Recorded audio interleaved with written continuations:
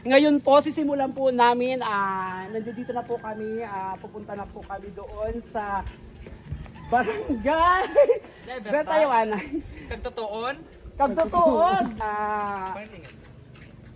Ayun, pupunta na po kami doon sa barangay na kung saan mayroon po unang barangay na pupuntahan namin doon. Dahil po dito sa tulay na to, pupuntahan po namin ang kanilang barangay. Hindi po ako pupunta doon, sila lang po. Na hanging bridge ng San Nori, Samar. Yes.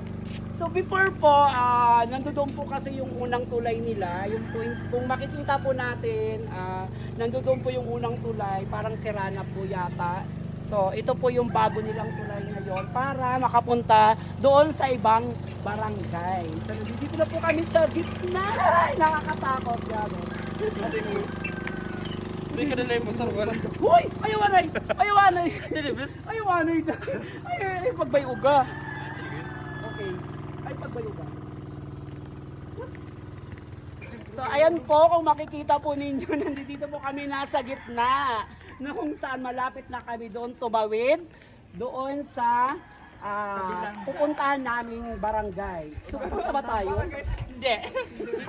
Mamalaki ng Barangay Buena Vista, ito po yung hanging bridge nila. So, okay.